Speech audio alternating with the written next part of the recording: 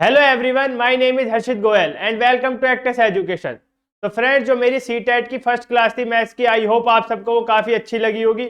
अब आज हम अपनी सीटेट की मैथ्स की सेकंड क्लास स्टार्ट करने जा रहे हैं, जिसमें मैं आपको सीटेट में आए हुए जितने प्रीवियस क्वेश्चंस थे प्लस जो मोस्ट एक्सपेक्टेड क्वेश्चंस है जिससे सीटेट इस बार एग्जाम में क्वेश्चंस पूछ सकता है या हर बार जिन टॉपिक से सीटेट में क्वेश्चंस पूछे जाते हैं वो मैं आपको यहाँ पर कवर करवाऊंगा। और वो क्वेश्चंस मैं आपको हर एक क्वेश्चन के डिटेल्ड आंसर्स यहाँ पे मैं बताऊंगा ताकि आप उन क्वेश्चंस को अच्छे से समझ पाए। प्लस आप अगर ऐसा कोई भी क्वेश्चन एग्जाम में आता है तो आप उसे सॉल्व कर पाए और वो भी कम टाइम में, क्योंकि सीटेट के अंदर टाइम बहुत वैल्यूएबल है। आपको टाइम के अकॉर्डिंग ही एग्जाम को करना है। जितना आप जल्दी क्वेश्चंस को अटेम्प्ट करेंगे उतने ज्यादा चांसेस है कि आप एग्जाम में ज्यादा से ज्यादा स्कोर कर पाएंगे। जब मैंने खुद अपना सीटेट दिया था तो मैंने भी टाइम को मैनेज किया था और मैंने बहुत जल्दी से मैथ का जो पोर्शन था वो मैंने काफी कम टाइम में सोल्व किया था, इसलिए मेरे सीटेट में बहुत अच्छे मार्क्स आ पाए थे। तो आई होप आप भी इस क्लास को काफी अच्छे से देखेंगे, प्लस सारे क्वेश्चंस के जो आंसर्स हैं उन्हें अच्छे से समझने की कोशिश करेंगे। तो हम आज की अपनी क्लास स्टार्ट करते हैं दोस्तों। तो आज की जो हमारी क्लास है इसका जो पहला क्वेश्चन है वो आपके सामने क्या है। When a number is divided by 0, the resultant is। मतलब जब किसी संख्या को शून्य से विभाजित किया जाता है तो परिणाम क्या निकलता है। आपसे कहा अगर किसी भी नंबर को हम 0 से डिवाइड कर रहे हैं, कोई भी नंबर है सपोज 5, अगर हम इसे 0 से डिवाइड कर रहे हैं तो क्या आंसर आएगा, रिजल्टेंट आपका क्या होगा, ये आपसे पूछा है। तो एक चीज ध्यान रखिएगा, जब भी हम किसी भी नंबर को 0 से डिवाइड करते हैं किसी भी नंबर को, तो आंसर हमेशा आता है इनफाइनाइट। हमेशा जो आंसर होगा वो आपका क्या होगा, इनफाइनाइट ही होगा। ठीक, जब भी हम किसी नंबर को 0 से डिवाइड करते हैं तो आंसर होता है हमेशा इनफाइनाइट। और अगर हम कभी भी 0 को किसी नंबर से डिवाइड करते हैं, किसी भी नंबर से 0 को अगर हम डिवाइड कर रहे हैं तो आंसर हमेशा 0 ही आता है।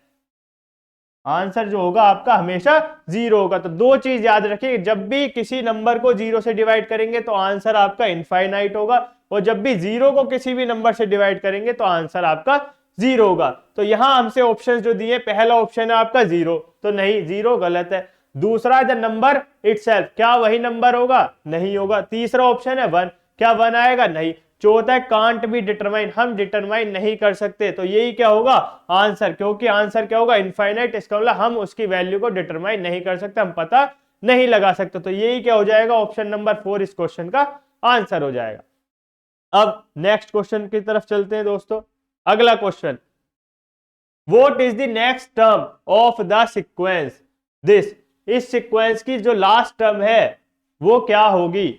इसका मतलब ये अनुक्रम दिया हुआ, इसकी अगली संख्या बताइए क्या है। तो आपके सामने जो नंबर है वो इस तरीके से 0 1 1 2 3 5 8 13 21 34 और आगे है डैश। आपको बताना ये जो संख्या होगी वो क्या होगी।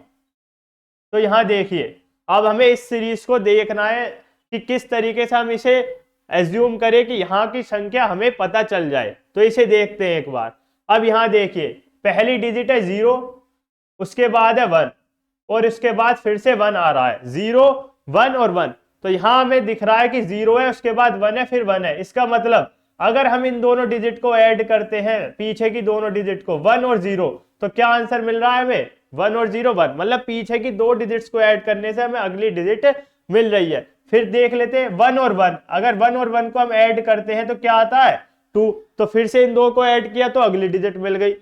फिर 2 और 1 इन्हें ऐड कर रहे हैं तो 3 मिल गया, 3 और 2 इन्हें ऐड कर रहे हैं तो हमें 5 मिल गया, 5 और 3 इन्हें हमने ऐड किया तो 8 आ गया, 8 और 5 इन्हें अब ऐड कर रहे हैं तो 13 आया, 13 और 8 ऐड किए तो 21, 21 और 13 को ऐड किया तो 34। अब 34 और 21, 34 और 21 को जब हम ऐड करेंगे तो क्या आएगा, 4 और 1 5 और 3 और 2 5।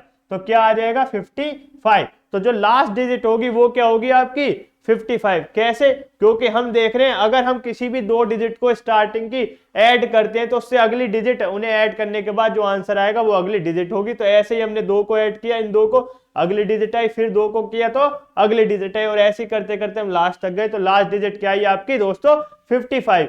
ऑप्शन नंबर 4, ऑप्शन नंबर 4 है आपका क्या 55। ऐसे क्वेश्चन सीटेट में बार बार आते हैं सीरीज के, जिसमें आपसे पूछता है कि कोई बीच की डिजिट पूछ लेगा या लास्ट डिजिट पूछ लेगा। तो ऐसे क्वेश्चंस को ध्यान से देखिएगा कैसे करना है, ठीक। तो यहाँ पे हमें देखा कि दो डिजिट को ऐड करते हैं तो अगली डिजिट हमें मिलती जा रही है, ऐसे हमने लास्ट डिजिट निकाल ली। अब नेक्स्ट क्वेश्चन की तरफ चलते हैं। अगला question, identify the next number. Next number identify करें और सीरीज आपको ये दी हुई है, मतलब अगली संख्या पहचानिए और सीरीज आपके सामने ये दी हुई है। अब यहां पे आप देखिए सीरीज हमारी 2, 3, 4, 6, 6, 9, 8, 12 और 10, ये हमारी डिजिट दी हुई है। हमसे पूछा है लास्ट डिजिट बताइए क्या होगी। अब इसे देखते हैं कि कैसे हम देखें कि एज्यूम करें या क्या इसमें ट्रिक लगाएं कि हमें लास्ट डिजिट मिल जाए। कैसे ये नंबर्स आ रहे हैं ये हमें पता लगाना है। तो अब हम देखते हैं। तो यहां हमें दिख रहा है पहली डिजिट है 2, दूसरी डिजिट है आपके पास 3। पहली डिजिट 2 है, दूसरी डिजिट है आपके पास 3 और तीसरी डिजिट आ रही है 4। 2 के बाद आ रही है 3 और 3 के बाद 4 और 6। तो अब यहां पे आप देखिए 2 और यहां पे देखिए 2 2 जा 4, 4 के बाद आया एक डिजिट छोड़ के 6, 6 के बाद एक डिजिट छोड़ के 8 और 8 के बाद एक डिजिट छोड़ के 10। तो हमें यहां दिख रहा है ये 2 की टेबल चल रही है। पहली डिजिट 2, एक डिजिट छोड़िए तो 4, 2 2 जा 4, फिर 6, फिर 8, फिर 10। अब इधर देखिए ये 3 है, एक डिजिट छोड़िए 3 2 जा 6, 3 3 जा 9, 3 4 जा 12 और 3 5 जा यहां करेंगे तो क्या आएगा 3 5 जा 3 5 जा कितने होते हैं आपके 15। तो यही क्या होगा आपका आंसर। पहली डिजिट से 2 2 की टेबल चल रही है 2 4 6 8 10 और यहाँ पे 3 6 9 12 और 15। 15 ही क्या हो जाएगा आपका इस क्वेश्चन का आंसर हो जाएगा ऑप्शन नंबर 4। ऑप्शन 4 क्या है 15। ये क्या होगा आपका इस क्वेश्चन का आंसर हो जाएगा। नेक्स्ट क्वेश्चन देख लेते हैं अपना। अगला क्वेश्चन है area of a rectangular sheet of a paper is 208 centimetre square and its perimeter is 58 centimetre. What will be its length and breadth. एक आयताकार कागज का क्षेत्रफल 208 वर्ग सेंटीमीटर है और उसका परिमाप 58 सेंटीमीटर है। तो उसकी लंबाई और चौड़ाई बताइए क्या होगी। आपसे पूछा उसकी लंबाई बताइए और उसकी चौड़ाई बताइए क्या होगी। तब कर लेते हैं इस क्वेश्चन को। हमसे कहा एरिया रेक्टेंगुलर शीट का हमें दिया हुआ है।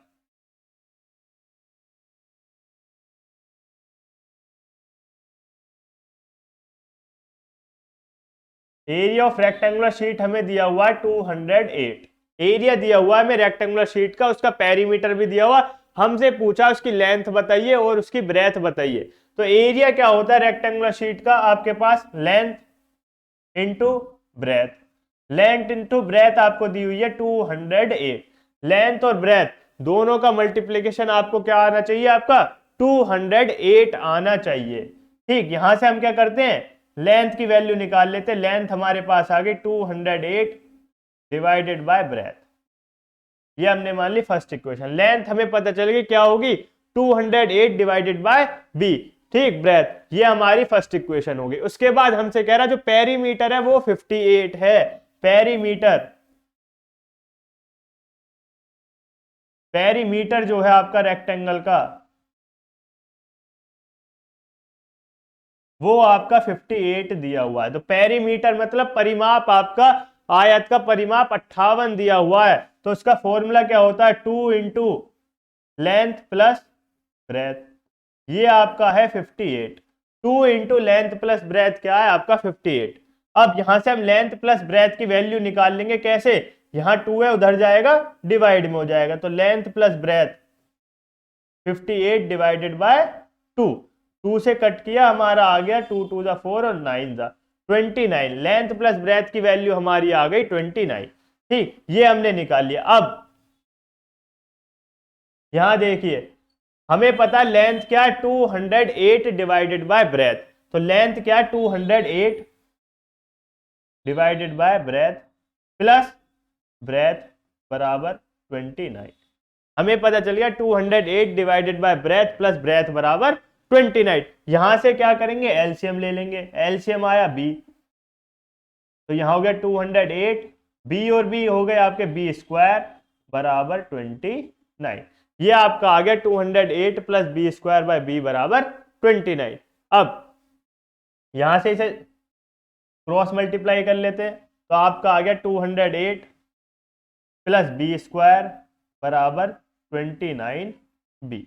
इसका मतलब b square minus 29 b plus 208, ये आ गया आपका 0। तो b square minus 29 b plus 208 आ गया आपका 0। यहां से क्या करेंगे, हम फैक्टराइज करेंगे और वैल्यू निकालेंगे। अब देख लेते हैं कौन से दो नंबर्स हैं जिन्हें ऐड करके 29 आए और मल्टीप्लाई करके क्या आए 208 आ जाए। ऐड करके 29 आ जाए और मल्टीप्लाई करके आ जाए 208। तो ऐसे कौन से दो नंबर होंगे आपके 16 और 13। इन्हें ऐड करेंगे तो क्या आ रहा है 29 और मल्टीप्लाई करेंगे तो क्या आ रहा है 208। तो बी स्क्वायर माइनस 16 बी,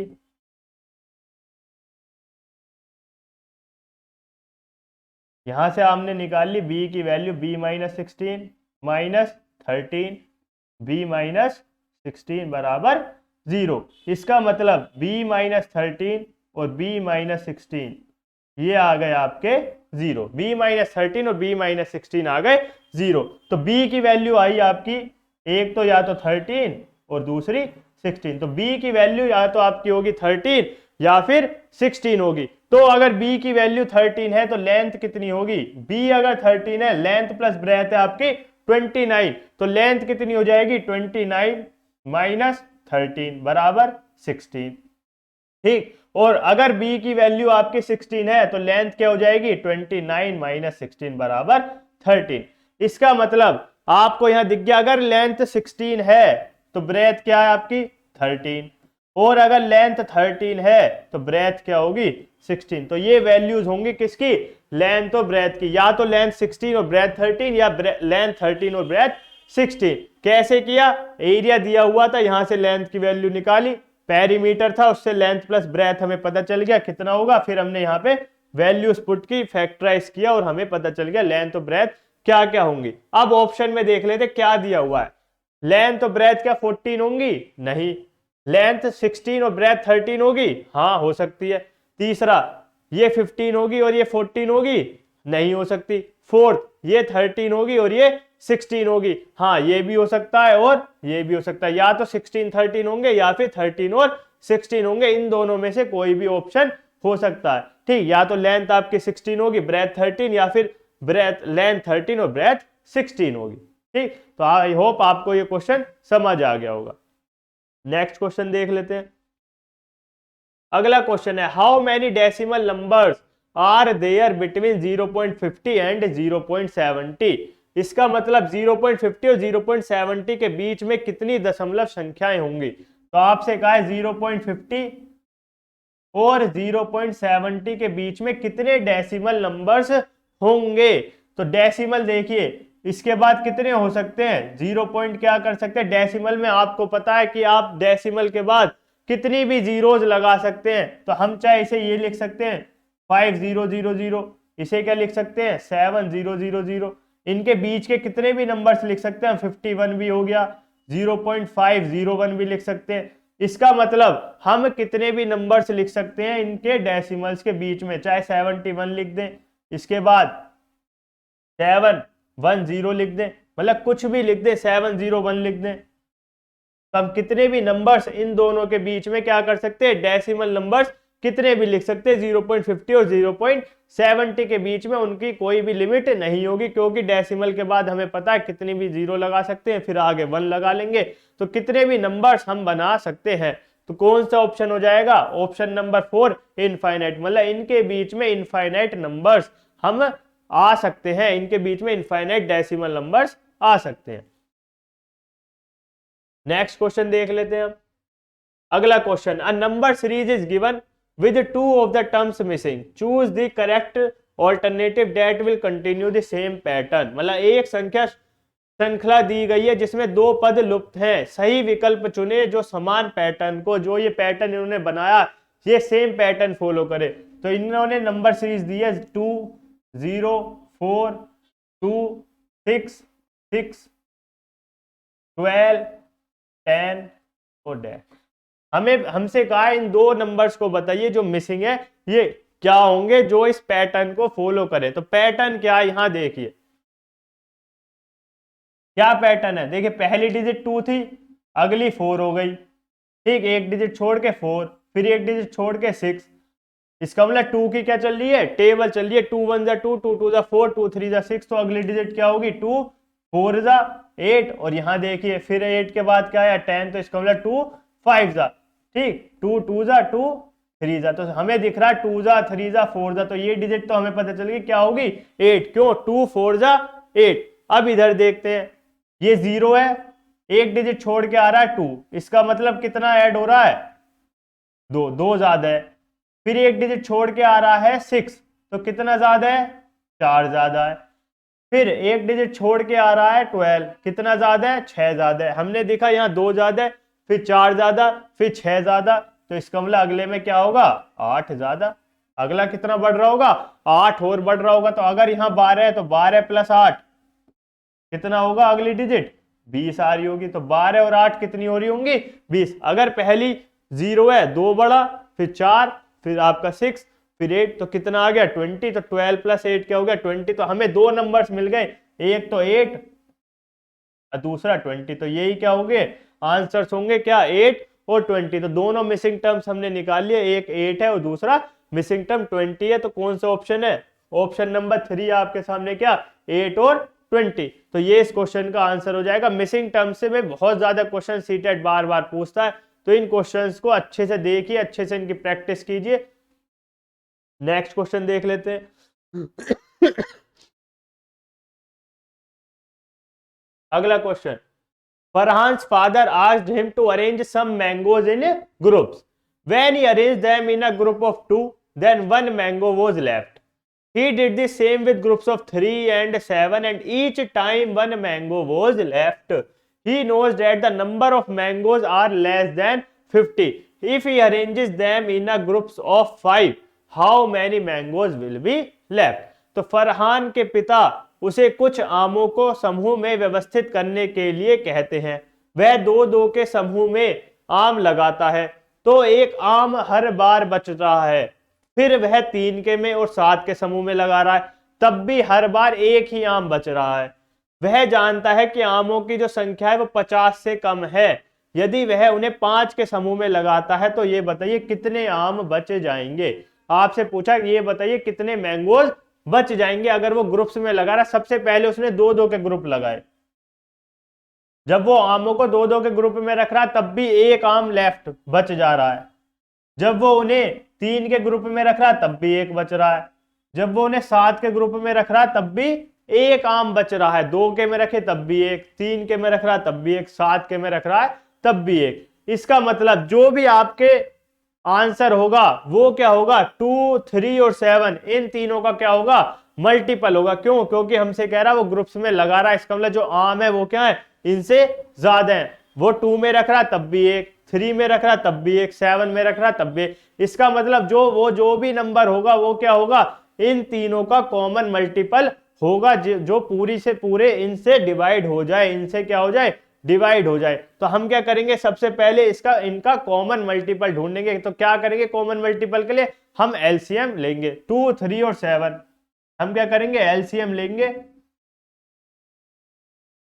2 का, 3 का और 7 का। इन तीनों का लिया हमने एलसीएम,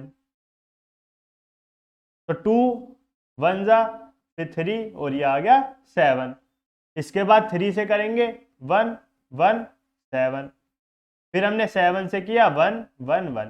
तो एलसीएम हमारा आया 2 × 3 × 7, मतलब 2 3 जा 6 और 6 7 जा 42।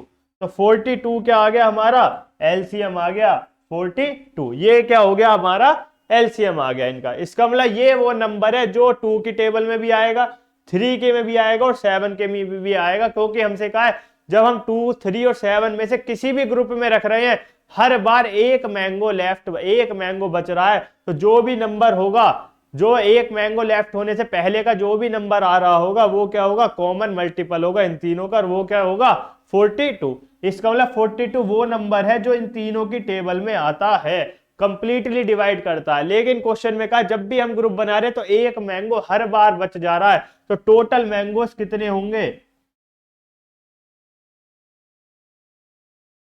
तो टोटल मैंगोज ये कितने होंगे आपके 42 तो कंप्लीट आ रहे हैं प्लस 1।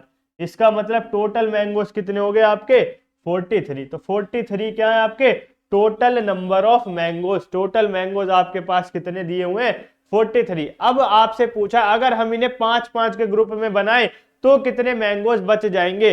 इसका मतलब अगर हम इन्हें 5-5 के ग्रुप में बनाते हैं, ठीक 43 के 5-5 के ग्रुप्स बनाते हैं, इसको इसे किससे डिवाइड करते हैं 5 से। आपसे पूछा कितने बच जाएंगे, इसको रिमाइंडर बताइए कितना होगा।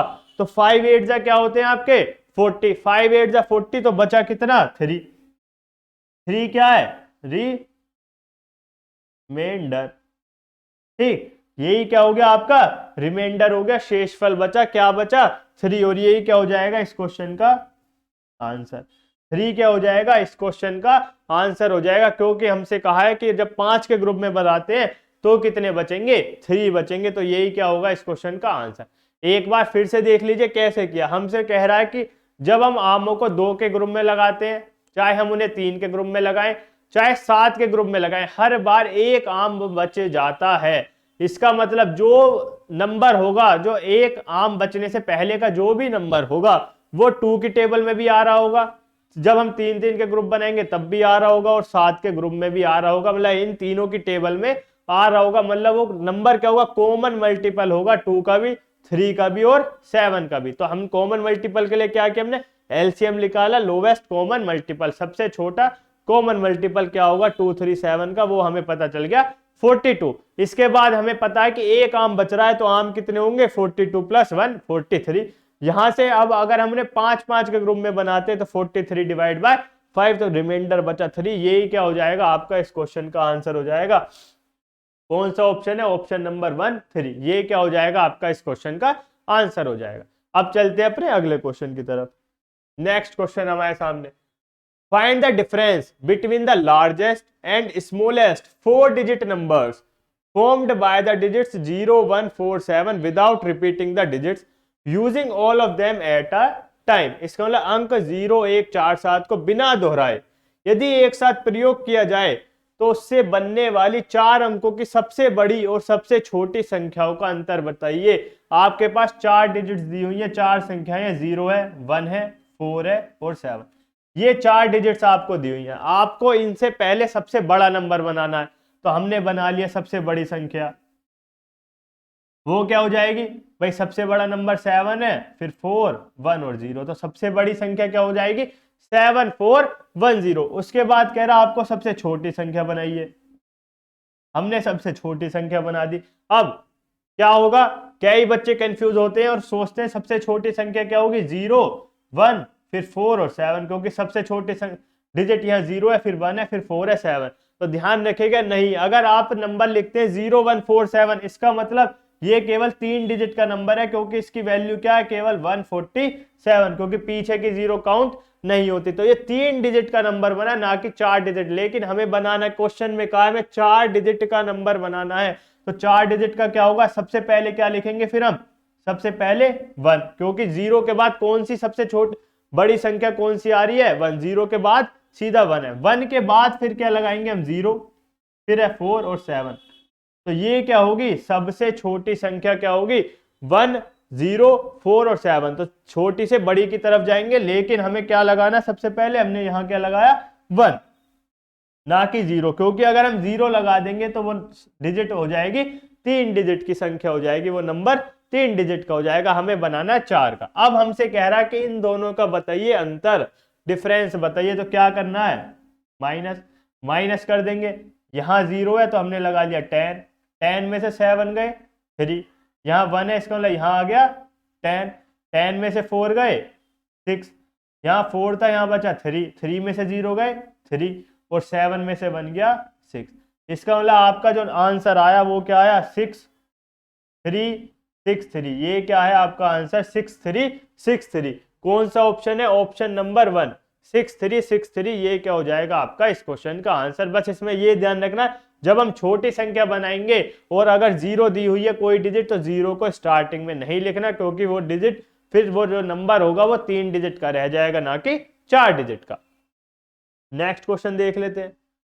अगला क्वेश्चन है, Raghu started from his home to school at 9:10। ठीक, it requires 20 minutes to reach school. When he reached exactly halfway, he noticed that he forgot his maths book at home. अपने घर पे ही मैथ की नोटबुक भूल गया जब वो आधे रास्ते पहुंच गया था। So he went back, तो वापस गया और took it. If he traveled in same speed throughout his journey, पूरी जर्नी में सेम स्पीड से ट्रेवल कर रहा, तो मिनट हैंड जो होगी क्लॉक की, when he reaches school, ये बताइए कि जो मिनट हैंड है जब वो स्कूल पहुंचा वो कहां पर होगा, मिनट हैंड का जो सुई है वो कहां पर होगी, ये आपसे पूछा है। तो आपको देखिए पहले टाइम दिया है, 9:10 AM, 9:10 हो रहे हैं जब वो अपने घर से निकला, और उसे 20 मिनट लगते हैं पहुंचने में। 20 मिनट में वो स्कूल पहुंच जाता है, लेकिन जब वो आधे रास्ते पहुंच गया तो 20 मिनट दिया हुआ है आपको, 20 मिनट।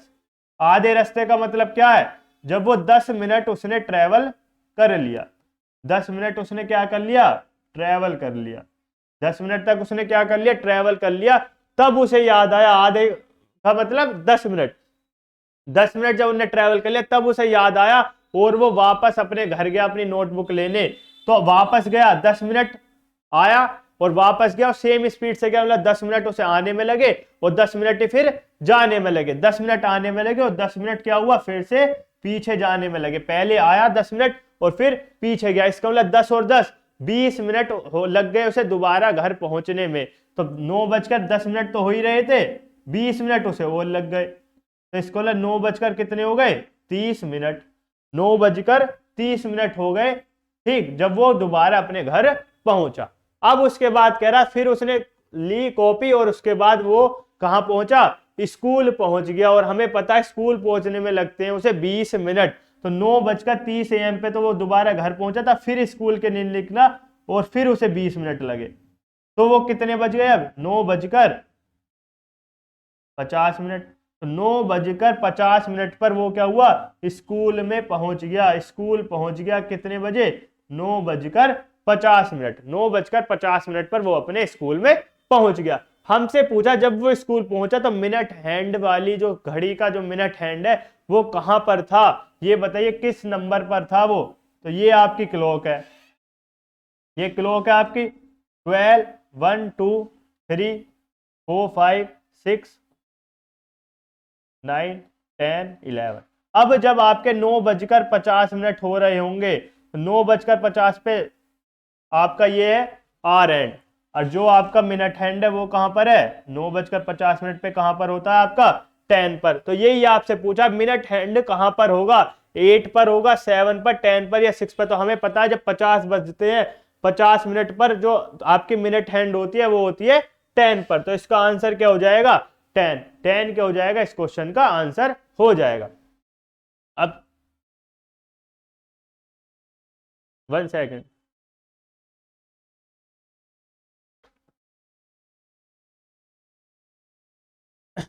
अब चलते हैं दोस्तों अपने अगले क्वेश्चन की तरफ।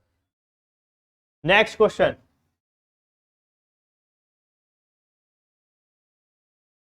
On the Independence Day teacher conducted chalk piece picking competition. The students have to pick as many chalk within a given time. जितनी वो पिक कर सकते हैं उतनी चौक्स उन्हें पिक कर लेनी है। अब हमसे कहा हीना हैज मोर चौक्स देन मिगी। हीना जो है उसके पास ज्यादा चौक्स है मिगी से। तो हमें क्वेश्चन में क्या क्या है, हीना के पास ज्यादा चौक्स है मिगी से, इसका मतलब मिगी के पास कम है और हीना के पास ज्यादा, हीना के पास ज्यादा है और मिगी के पास कम चौक्स हैं। उसके बाद कह रहा Migi can not collect more chalks than that of Bina. जो मिगी है वो बीना से ज्यादा चौक्स कलेक्ट नहीं कर सकता। तो बीना, इसका मतलब मिगी के पास कम होंगी और बीना के पास क्या होंगी, ज्यादा चोक्स होंगी। जो बीना है उसके पास ज्यादा चोक्स होंगे। अभी हमें नहीं पता हीना के पास ज्यादा है बीना से या बीना के पास ज्यादा, तो हमने दोनों को अभी एक साथ लिख लिया। लेकिन हमें ये पता है जो मिगी है, हीना के पास मिगी से भी ज्यादा है और बीना से भी हीना के पास मिगी से ज्यादा है और बीना के पास भी मिगी से ज्यादा चोक्स है। लीना गोट लेस चोक्स देन बीना, जो लीना है उसके पास कम चोक्स है बीना से, लेकिन मिगी से ज्यादा है। बीना से कम है और मिगी से ज्यादा, इसका मतलब लीना कहां पर होगी, यहां पर। क्योंकि हमसे क्वेश्चन में कहा जो लीना है उसके पास बीना से कम है और मिगी से ज्यादा, तो बीना से कम है और मिगी से ज्यादा चोक्स है। बीजू इज द विनर, जो बीजू है वो विनर था, but Heena is not in the second position, लेकिन हीना सेकंड पोजीशन पर नहीं थी और विनर आपको दिया हुआ बीजू, तो बीजू जो आया वो आया फर्स्ट। और क्वेश्चन में हमसे कहा हीना सेकंड नहीं है, हीना सेकंड नहीं है तो कौन सेकंड है, बीना सेकंड है। अगर हीना सेकंड पोजीशन पर नहीं है तो सेकंड पर होगा कौन, बीना होगी। क्योंकि हीना और बीना में कोई चीज दी नहीं थी, तो हमें पता चल गया अगर बीजू फर्स्ट है तो बीना सेकंड, हीना थर्ड, लीना फोर्थ और मिगी लास्ट में, क्योंकि इस पे सबसे कम चोक्स थी। अब हमसे क्वेश्चन में पूछा हु गॉट सेकंड प्राइज, ये बताइए सेकंड प्राइज किसे मिला। तो यहां देखिए first, second, third, fourth, fifth, तो सेकंड प्राइज किसे मिल रहा है दोस्तों, यहां पर बीना। यही क्या है, सेकंड प्राइज, यही है किसे मिला सेकंड प्राइज, बीना को। ठीक, बीना को क्या मिल रहा है, सेकंड प्राइज मिल रहा है, ऑप्शन नंबर 2, ऑप्शन 2 है आपके सामने बीना। तो सिंपल क्वेश्चन था, केवल हमें क्या करना है, उन्हें ये देखना है कि कौन फर्स्ट पे कौन सेकंड पे, और हमें कंडीशंस यहां दी हुई है किसके पास कम है किसके पास ज्यादा चोक्स है। अब अपना नेक्स्ट क्वेश्चन देख लेते हैं फ्रेंड्स। अगला question, children of a class were asked which of these they like the most, T, coffee या milk. Children who like tea, coffee, milk are 1/2, 1/3, 1/6 respectively of the total children of the class. If 20 children like coffee, how many children like milk? तो एक कक्षा के बच्चों से पूछा गया कि उन्हें इनमें से सबसे ज्यादा क्या पसंद है, चाय, कॉफी या दूध। ठीक, चाय, कॉफी और दूध पसंद करने वाले बच्चे कक्षा में कुल बच्चों का क्रमश 1/2, 1/3 और 1/6 है, या 2 है दोस्त, 1/2, 1/3 और 1/6 हिस्सा है। यदि 20 विद्यार्थियों को कॉफी पसंद है तो कितने बच्चों को दूध पसंद है। आपको 3 चीज दी हुई है, टी 1/2, उसके बाद कॉफी 1/3 और उसके बाद मिल्क 1/6। कि जितने भी बच्चे हैं उनका 1/2 जो है वो टी पसंद करते हैं, 1/3 को कॉफी और 1/6 को मिल्क। और हमसे कहा 20 बच्चे ऐसे हैं जिन्हें कॉफी पसंद है। कॉफी कितने बच्चे हैं जिन्हें पसंद है, 20। इसका मतलब कॉफी 20 बच्चे हैं ऐसे जिन्हें कॉफी पसंद है। ठीक, 20 बच्चे ऐसे हैं जिन्हें क्या पसंद है, कॉफी पसंद है। और कॉफी का जो रेशियो हमें फ्रैक्शन दी हुई है वो हमें दी हुई है 1/3। तो 1/3 की फ्रैक्शन है जो है, और कॉफी जो है वो 20 बच्चों को पसंद है। हमें पता है टोटल, जब भी हम फ्रैक्शन की बात करते हैं, जब भी हम फ्रैक्शन की बात करते हैं तो टोटल फ्रैक्शन हर एक चीज की हमेशा टोटल फ्रैक्शन क्या होती है, 1। इससे ज्यादा कभी भी कोई फ्रैक्शन नहीं हो सकती, टोटल हमेशा क्या होगी, 1 होगी। इसका मतलब जो टोटल बच्चे यहां पर होंगे, टोटल चिल्ड्रन, जो टोटल बच्चे यहां पर होंगे वो कितने होंगे, 1। हमने मान लिया जो टोटल बच्चे हैं वो कितने, 1, क्योंकि टोटल फ्रैक्शन कभी 1 से ज्यादा नहीं होती। सारी को फ्रैक्शंस में दिया हुआ तो टोटल बच्चे हमने मान लिए 1। हमें क्वेश्चन में कहा है जो कॉफी है उसकी फ्रैक्शन है 1/3, 1/3 है, लेकिन कॉफी जो है पीने वाले वो 20 है, तो 1/3 की वैल्यू हमें क्वेश्चन में दी हुई है 20। 1/3 की वैल्यू क्या दी हुई है, 20। तो 1 की वैल्यू क्या हो गई, क्रॉस मल्टीप्लाई कर दी हमने, 23 जा, तो 1 की वैल्यू आपकी क्या आ गई, 60। 1 की वैल्यू क्या आई आपकी, 60। 1 की वैल्यू आ गई आपकी 60। इसका मतलब कुल बच्चे कितने हैं कक्षा में, कुल बच्चे कितने हो गए कक्षा में, 60। ये कुल बच्चे हैं जो कि कक्षा में है। हमें पता चल गया कुल बच्चे कितने हैं कक्षा में, 60, क्योंकि 1 की वैल्यू 60 है। टोटल चिल्ड्रन हमने माने थे 1, तो कुल बच्चे कितने हो गए 60। हमसे पूछ रहा है how many children like milk, milk बताइए, दूध बताइए कितने बच्चों को पसंद है। तो हमें पता है मिल्क का जो फ्रैक्शन है वो है 1/6, किसकी, टोटल बच्चों की। तो टोटल कितने हैं 60, तो 6 10 तो 10। यही क्या हो गया आपका इस क्वेश्चन का आंसर। इसका मतलब कितने बच्चे ऐसे जिन्हें दूध पसंद है, 10 बच्चे ऐसे। ठीक, सिंपल क्वेश्चन था। टी की फ्रैक्शन दी हुई है, कॉफी की, मिल्क की, तीनों की फ्रैक्शन दी हुई है। हमें पता टोटल फ्रैक्शन कभी 1 से ज्यादा नहीं हो सकती, तो टोटल बच्चे हमने माने 1 है, क्योंकि कॉफी दी हुई है 20 कि 20 बच्चे ऐसे जिन्हें कॉफी पसंद है, उसकी फ्रैक्शन है 1/3। तो 1/3 की वैल्यू क्या है 20, तो 1 की वैल्यू आ गई 60। इसका मतलब कुल बच्चे 60 है। मिल्क कितने पसंद करते हैं 10, 1/6 ऑफ 60। इसका मतलब 10 बच्चे ऐसे हैं, ऑप्शन नंबर 1, ऑप्शन 1 है आपके सामने 10। इसका मतलब 10 बच्चे ऐसे हैं जिन्हें दूध पसंद है। नेक्स्ट क्वेश्चन देख लेते हैं। अगला question, Gopal ji has 8 cows and each of them gives 2 liters of milk every day. When he sells in a nearby hotel at a rate of 15 per liter. Gopal ji के पास 8 गायें हैं और उनमें से हर एक 2 लीटर दूध देती है, ठीक, रोज। विच ही सेल्स, और जो वो नियर बाय पास के होटल में बेच देते हैं 15 रुपए पर लीटर पर। If he sells milk every day, हर रोज दूध बेच रहे हैं, जून का महीना है, तो how much amount he should earn, ये बताइए कितने पैसे वो कमा लेंगे। तो सबसे पहले ये देखिए गाय कितनी है 8, 8 गायें हैं हमारे पास, काउस दी हुई है, गाय दी हुई है 8। हमें पता है कि एक दिन में हर एक गाय 2-2 लीटर दूध दे रही है, ठीक। तो मिल्क इन 1 डे, एक दिन में कितना दूध हो गया। अगर 8 गायें हैं और हर गाय रोज 2 लीटर दूध दे रही है, तो टोटल मिल्क कितना हो गया 8 × 2। हमें पता चल गया 16 लीटर जो मिल्क है वो सारी काउज मिला के एक दिन में दे देती है, कितना 16 लीटर। हमसे कहा है जो वो मिल्क है वो पास के होटल में बेचते हैं 15 रुपए पर लीटर पर। कितने रुपए पर लीटर पर, 15 रुपए पर लीटर पर। तो कितनी कॉस्ट आ गई 16 लीटर दूध की, एक दिन की कॉस्ट, एक दिन की कॉस्ट कितनी आ गई। अगर एक दिन में 16 लीटर दूध बेचते और 1 लीटर की कॉस्ट 15 है, तो एक दिन की कितनी कॉस्ट होगी 16 × 15, ठीक, 16 × 15 मल्टीप्लाई कर लेते हैं। 15 6 90, 0 कैरी 9, 15 1 15 और 9 24। इसका मतलब 240 रुपीज एक दिन में वो कमा लेते हैं, किससे, दूध बेचकर। अब हमसे कहा कि अगर जून के महीने में रोज बेच रहे हैं तो कितने रुपए कमा लेंगे। तो हमें पता है जो जून का महीना होता है उसमें कितने दिन होते हैं 30।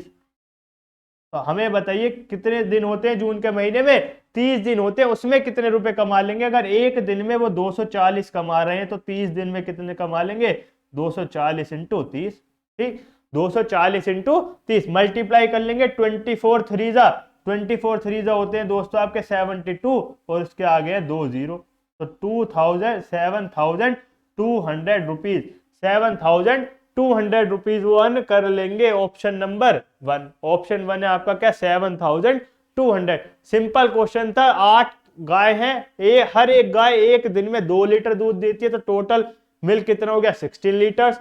एक दिन में जब वो दूध को बेचते हैं तो 15 रुपए पर लीटर पर बेच रहे हैं, तो एक दिन में कितने रुपए कमा लिए उन्होंने 240। तो जून के महीना मतलब 30 दिन में कितने कमा लिए 7,200 रुपए, ठीक। ये क्या हो जाएगा इस क्वेश्चन का आंसर हो जाएगा।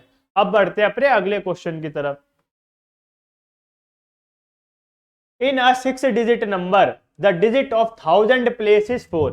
एक नंबर है जो कितने डिजिट का आपको दिया हुआ है 6 डिजिट का नंबर है, 6 डिजिट का नंबर है जिसकी 1000 प्लेस 4 है। तो सबसे पहले क्या करेंगे, 6 डिजिट का नंबर है तो हम डिजिट्स लिखते हैं। पहली डिजिट क्या होती है 1s प्लेस, उसके बाद 10s प्लेस, फिर 100, उसके बाद 1000, उसके बाद 10,000 और उसके बाद क्या आता है आपका लैख। तो ये 6 डिजिट का नंबर हो गया जिसकी पहली डिजिट क्या होगी 1s 10s 100 1000 10,000 और लैख। जिसमें हमसे क्वेश्चन में कहा जो डिजिट है 1000 प्लेस पे वो 4 है, तो 1000 प्लेस की जो डिजिट है वो 4 है। इसका मतलब 1000 पे की जो अंक है 1000 के स्थान पर जो अंक है वो क्या है 4 है, तो 1000 के स्थान पर हमने रख दिया 4।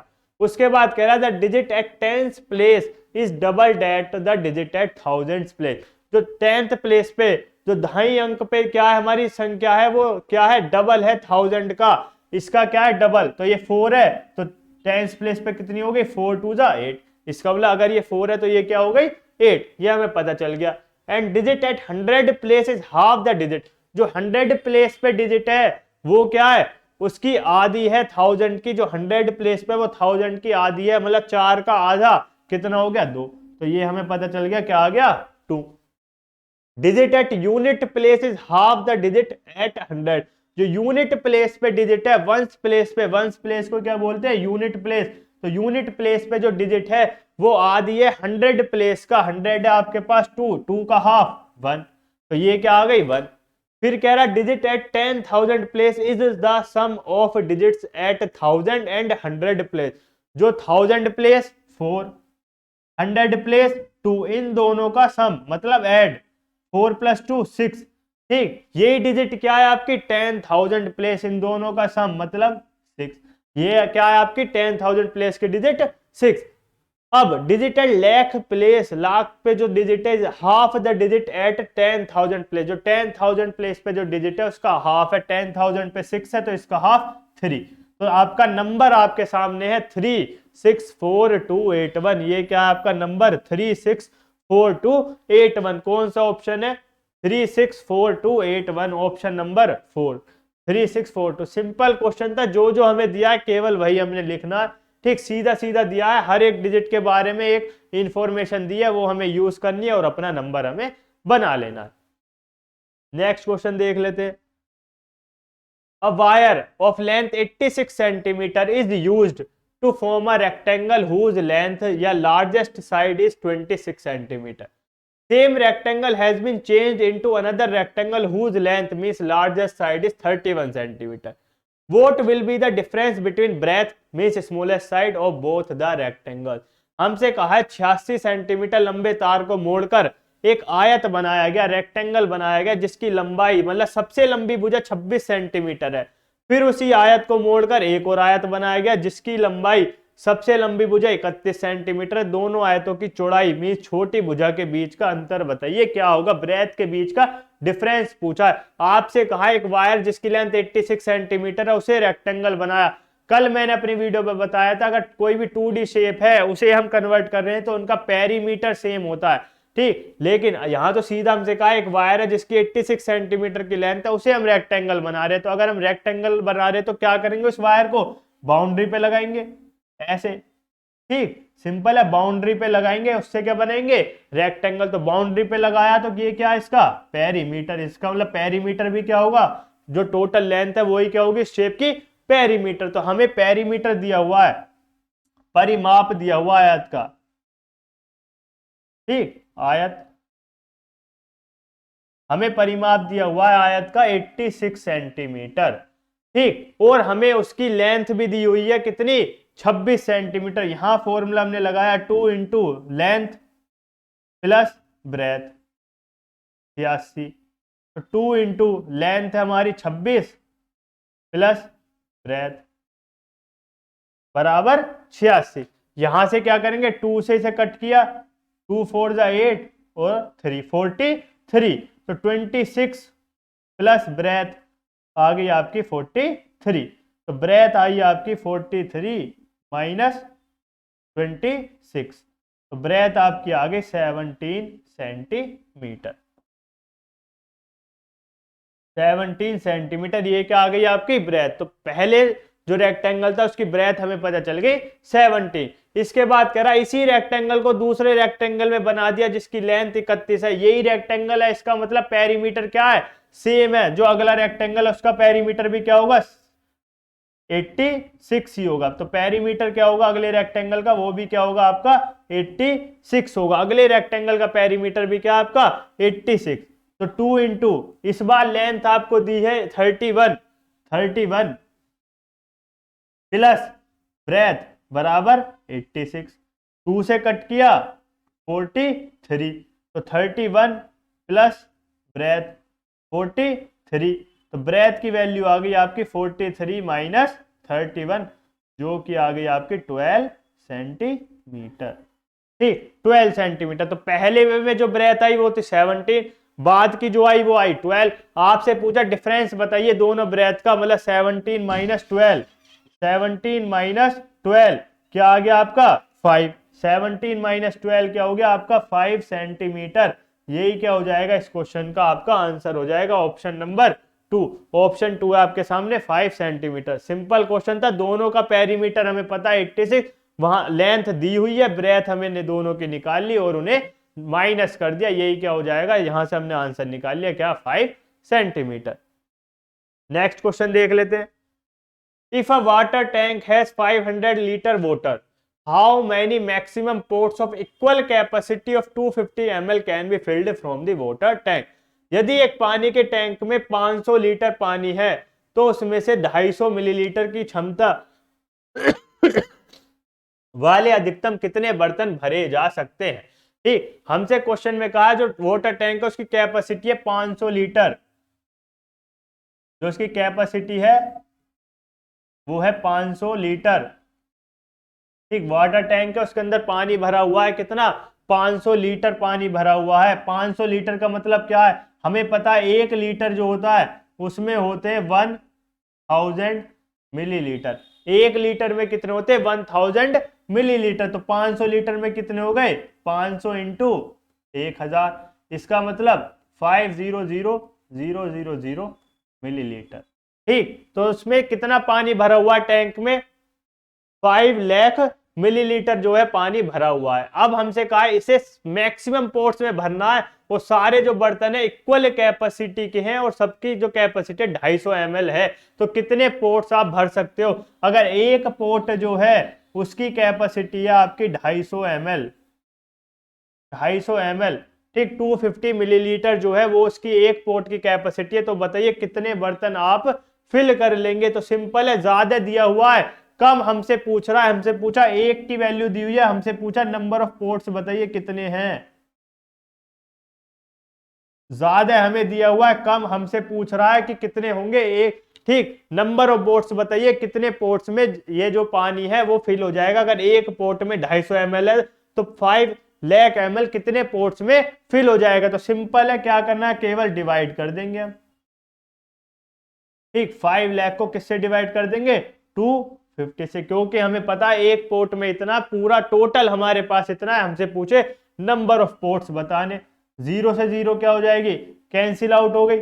25 25 1 जा 25, 25 2 जा 50 और आगे कितनी जीरो है 3, तो ये क्या हो जाएगा 2000, 2000 मतलब यही क्या है आंसर। तो इतने पोर्ट्स को, इतने बर्तनों को भरा जा सकता है। कितने बर्तन 2000 बर्तन। ऑप्शन नंबर 4, ऑप्शन 4 क्या आपका 2000। हमें कैपेसिटी दी हुई थी वाटर टैंक की, हमने यहां से एक पोर्ट की हमें कैपेसिटी दिया, केवल नंबर ऑफ पोर्ट्स निकाल लेते, सिंपल डिवाइड करके हमने पोर्ट्स का आंसर निकाल लिया। नेक्स्ट क्वेश्चन देख लेते हैं। अगला क्वेश्चन है, अब 120 centimetre long wire is formed into a rectangle. एक 120 सेंटीमीटर लंबी वायर उसे हमने रेक्टेंगल में बदल दिया जिसकी लेंथ 2 सेंटीमीटर ज्यादा है ब्रेथ से। एरिया बताइए रेक्टेंगल का, मतलब एक 120 सेंटीमीटर लंबी तार को एक आयत का रूप दिया गया जिसकी लंबाई उसकी चौड़ाई से 2 सेंटीमीटर अधिक है, तो आयत का क्षेत्रफल बताइए कितना होगा। ये क्वेश्चन अभी मैंने करवाया था, मैंने बताया था जब भी हम ऐसे चेंज करेंगे किसी वायर को, किसी में भी बदलने, चाहे रेक्टेंगल हो, ट्रायंगल हो, स्क्वायर हो, हमेशा वो क्या होगा पेरीमीटर होगा, क्योंकि उसकी बाउंड्रीज पे लगेगा। तो पेरीमीटर हमें दिया हुआ है किसका रेक्टेंगल का,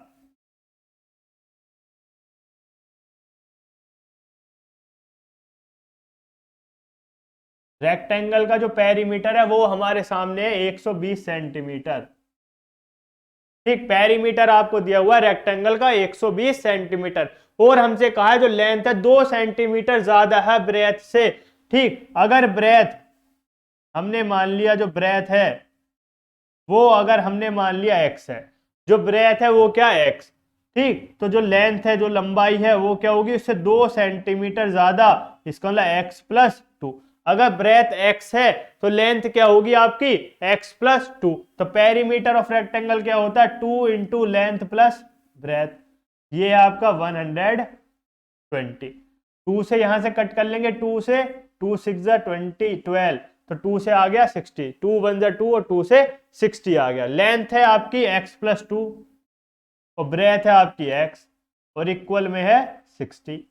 x और x 2x प्लस 2 बराबर 60।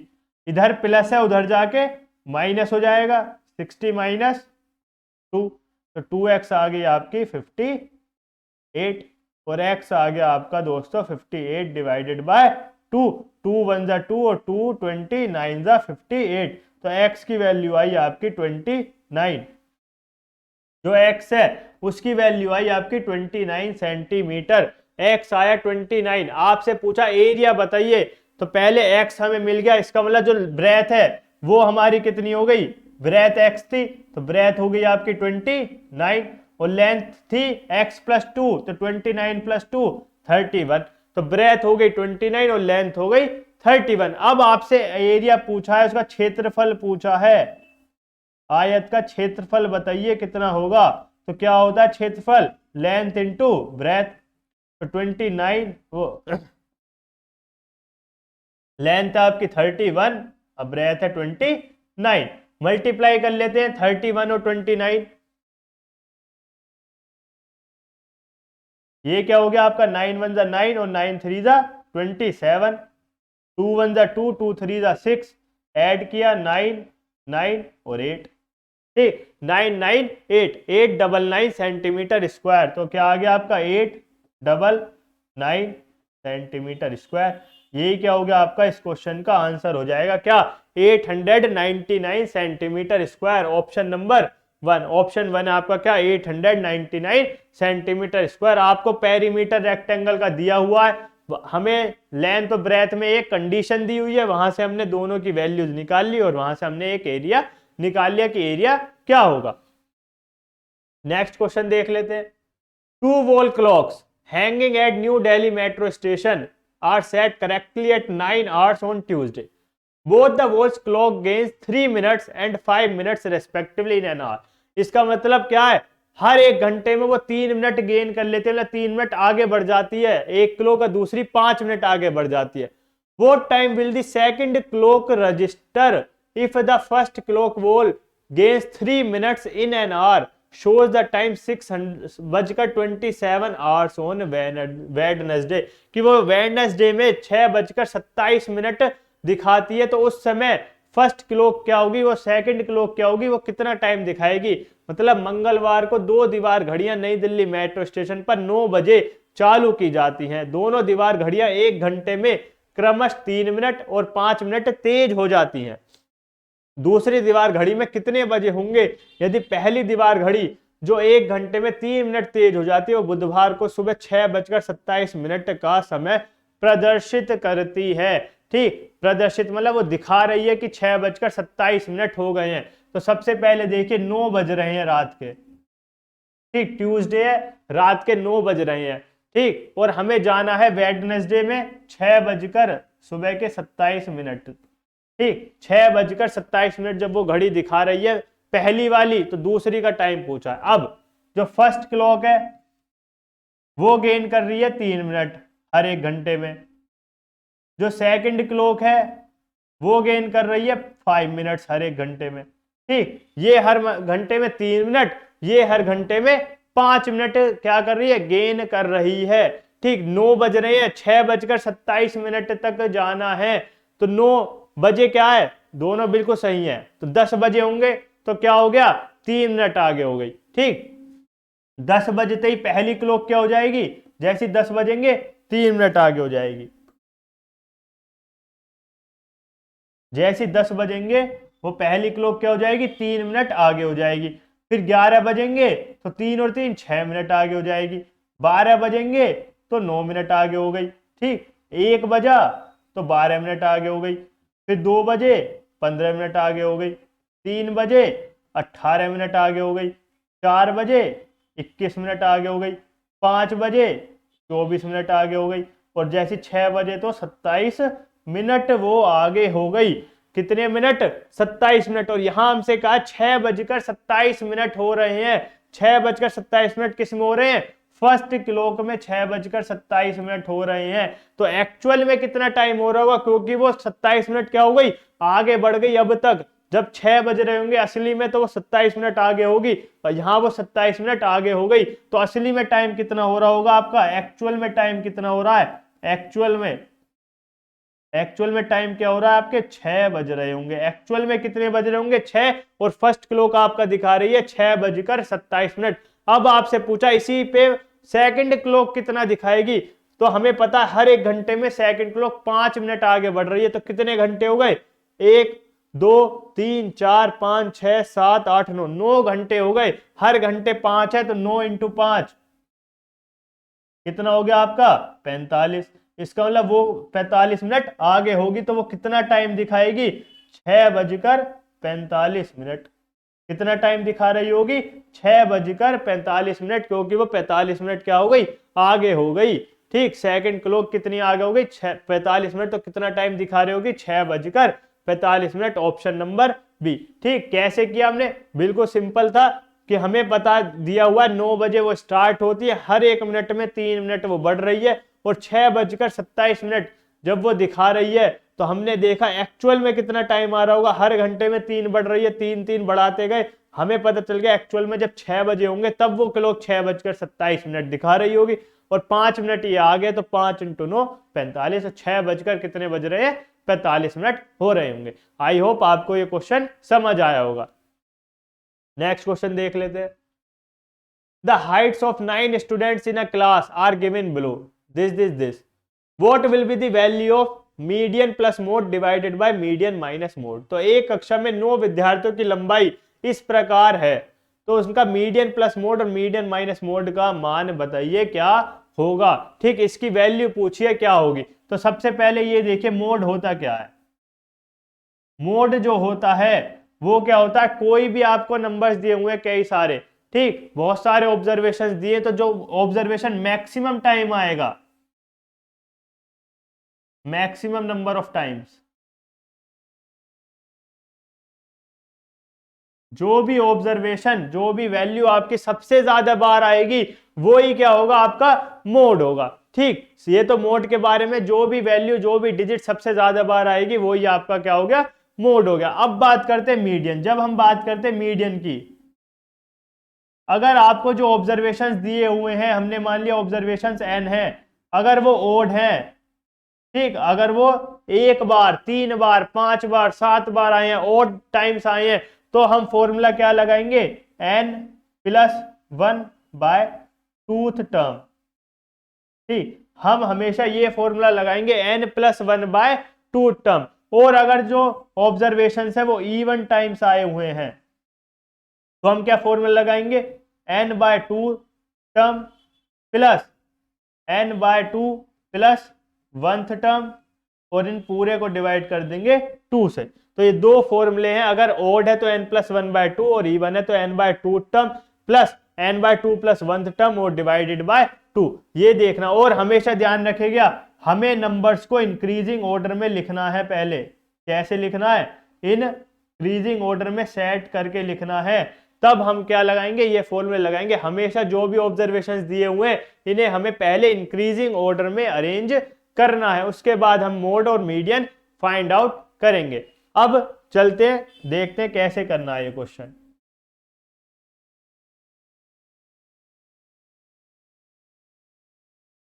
अब हमें जो ऑब्जर्वेशंस दिए हैं वो है ये 128, 124, 124। सबसे पहले हम क्या करेंगे? इन्हें इंक्रीजिंग ऑर्डर में अरेंज करेंगे। तो सबसे छोटा है आपका 124, उसके बाद एक और बार 124 है। ठीक, टोटल ऑब्जर्वेशन आपके 9, तो 124, 124, इसके बाद एक और ये रहा 124, फिर आपका 126, उसके बाद है आपका 128, एक यहां पर और एक यहां, 2 बार 128, इसके बाद है आपका 130 और 130, और लास्ट में आ रहा है आपका 131। तो ये आपके 9 ऑब्जर्वेशन दिए, 124, 124, 126 और दिस। अब सबसे पहले मोड निकाल लेते हैं। मोड क्या होगा, जो भी नंबर सबसे ज्यादा टाइम्स आया होगा। तो यहां देखिए 124 3 टाइम आया है, 128 2 टाइम, 130 2 टाइम, तो सबसे ज्यादा 124। तो मोड क्या हो गया हमारा 124, ये आ गया हमारा मोड। अब मीडियन निकालते हैं। पहले देखते हैं कितने ऑब्जर्वेशंस ऑड हैं या इवन टाइम्स आए हैं। 1 2 3 4 5 6 7 9 टाइम्स है, मतलब ऑब्जर्वेशंस ऑड टाइम्स आए हैं। तो मीडियन का फॉर्मूला क्या लगाएंगे हम, एन, मतलब कितनी टाइम्स आए हैं upon n+1 divided by tooth term. ये वाली टर्म हमें देखनी है इस नंबर पर कौन सी टर्म है। तो n हमें पता 9 है, +1 डिवाइडेड बाय 2, मतलब 10/2, और ये आ गई आपकी 5th टर्म। तो हम देखेंगे पांचवें नंबर पर कौन सी टर्म आई है। तो first, second, third, fourth, fifth, पांचवें नंबर की टर्म क्या है हमारी 128। तो मीडियन क्या हो गया हमारा 128। ये हमारा क्या हो गया मीडियन 128। अब हमसे क्वेश्चन में पूछा, बताइए median plus mode. Median 128, mode है हमारा क्या 124, divided by median minus mode. तो मीडियन 128, अब मोड माइनस 124। वैल्यू निकाल लेते हैं, पहले इन्हें ऐड कर लेते हैं। 8 4 12 5 2 डिवाइडेड बाय 4, कट करते हैं। 4 1 जा 4, 4 6 जा और 3 जा 63। ये क्या हो गया आपका, इस क्वेश्चन का आंसर हो गया क्या 63। ऑप्शन नंबर 3 आपका क्या 63। तो सबसे पहले हमें इस चीज में ये ध्यान रखना है कि मोड का फॉर्मूला होता क्या, कैसे मोड निकालते हैं, कैसे मीडियन निकालते हैं। जब आपको ये पता चल जाएगा तो आप इजीली मोड और मीडियन को निकालकर इस क्वेश्चन का आंसर निकाल पाएंगे। नेक्स्ट क्वेश्चन देख लेते हैं। अगला question, the auto rickshaw fare rate in a city is as follows. Minimum charge है 25 रुपए up to 1.5 kilometre. For more than 1.5 kilometre है ₹9.5 per kilometre. Raju hired an auto rickshaw to go back to his home which is 7.5 kilometer away from his city. How much money does he have to pay after completing the journey? मतलब शहर में auto rickshaw का किराया इस प्रकार है कि न्यूनतम किराया 25 रुपए 1.5 किलोमीटर तक है। उसके बाद 1.5 किलोमीटर से अगर आपको आगे जाना है तो हर 1 किलोमीटर के 9.5 रुपए लगेंगे, और उसके घर की जो डिस्टेंस है वो आपको दी है 7.5 किलोमीटर। तो यात्रा पूरी करने के पश्चात उसे कितना किराया देना होगा। हमसे कहा है अगर आप 1.5 किलोमीटर ट्रेवल कर रहे हैं तो आपको रुपीस देने होंगे कितने 25 रुपए देने होंगे, और उसके बाद हर 1 किलोमीटर के आपको देने होंगे 9.5 रुपए। हर 1 किलोमीटर के 1 किलोमीटर के आपको देने होंगे उसके बाद 9.5 रुपीज। उसके बाद हर 1 किलोमीटर के 9.5 रुपीज देने होंगे। टोटल किलोमीटर आपके 7.5। ठीक, 7.5 आपके टोटल किलोमीटर है। अब इसमें देखिए हमें पता है 7.5 में से सबसे पहले 1.5 किलोमीटर की जो प्राइस है वो फिक्स्ड है 25।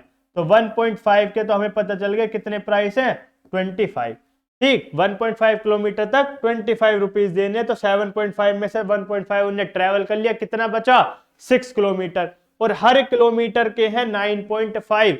1 किलोमीटर के 9.5 है तो 6 किलोमीटर के कितने हो जाएंगे 9.5 मल्टीप्लाई बाय 6। ठीक, 9.5 मल्टीप्लाई बाय 6, 6 5 जा 30, 3 कैरी आया, 6 9 जा 54 और 3 57।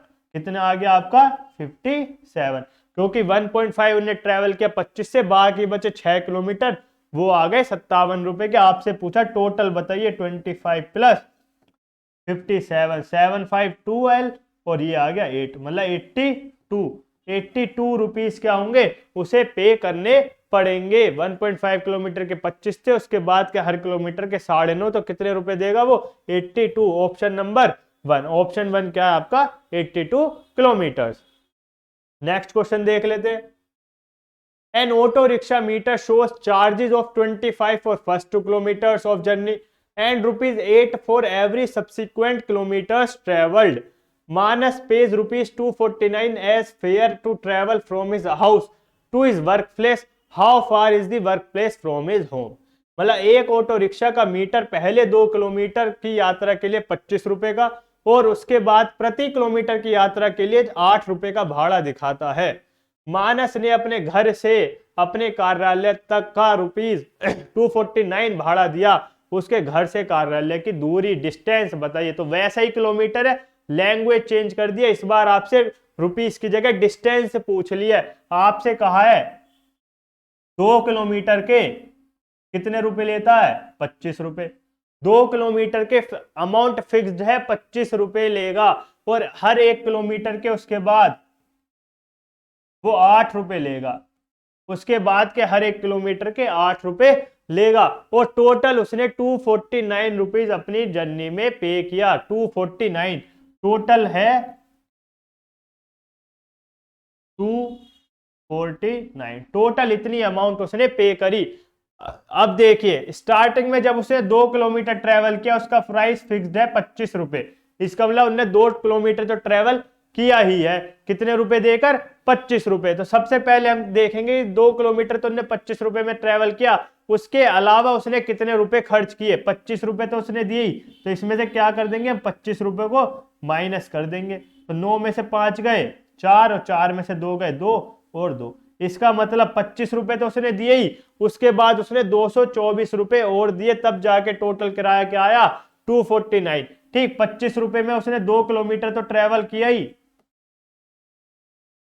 उसके बाद 224 रुपए उसने और खर्च किए और हर 1 किलोमीटर पे खर्च होते हैं 8 रुपए। तो उसने आगे के कितने किलोमीटर के ट्रेवल किए होंगे? डिस्टेंस। ठीक, कितनी दूरी उसने और तय करी? अगर हर 1 किलोमीटर के वो 8 रुपए देता, उसने 224 रुपए दिए, तो सिंपल क्या करेंगे, कितनी डिस्टेंस और ट्रेवल की उसने? 224 डिवाइडेड बाय 8।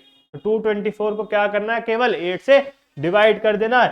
8 1 जा 8, 8 2 जा 16, 6 बचा और 8 8 जा 64, मतलब 28 किलोमीटर। तो 28 किलोमीटर क्या है? वो और उसने ट्रेवल किया। अब यहां देखिए 25 रुपए तो उन्होंने 2 किलोमीटर के दे दिए थे, बाकी के 224 रुपए में उसने ट्रेवल किया 28 किलोमीटर। ठीक, 28 किलोमीटर और ट्रेवल किया। आपसे पूछा टोटल बताइए, तो 2 + 28 तो कितना हो गया? 30 किलोमीटर। कितने रुपए में? 249, 249 सॉरी 249 249 रुपीज में उसने कितना ट्रेवल किया? आपका 30 किलोमीटर्स क्या है? उसने 249 रुपीज में ट्रेवल कर लिया। ठीक, कौन सा ऑप्शन हो जाएगा आपका? Option number 3। ऑप्शन 3 आपका 30 किलोमीटर। ठीक, सेम 2 क्वेश्चंस आपके सामने अभी आए, एक में आपसे पूछा था प्राइस और एक में आपसे पूछी डिस्टेंस। सेम क्वेश्चन है और ऐसे क्वेश्चन बार बार सीटेट एग्जाम्स में पूछता रहता है, तो ऐसे क्वेश्चंस को ध्यान से देखिए, इन्हें अच्छे से सोल्व करने की कोशिश कीजिएगा। अब आगे चलते हैं। तो आज के जो हमारे 20 क्वेश्चंस थे फ्रेंड्स, वो कंप्लीट हो चुके हैं। आई होप आप सबको जो क्वेश्चंस आपने देखे होंगे आपको अच्छा लगा होगा, आपको सारे क्वेश्चंस समझ आएंगे। इसलिए इस चैनल को दोस्तों ज्यादा से ज्यादा सब्सक्राइब कीजिएगा और इस वीडियो को लाइक कीजिए और आगे शेयर कीजिएगा आपके ज्यादा से ज्यादा फ्रेंड्स के साथ, ताकि सब इस जो वीडियो है इसका बेनिफिट उठा सके और एग्जाम की प्रेपरेशन अच्छे से कर सके। तो थैंक यू क्लास।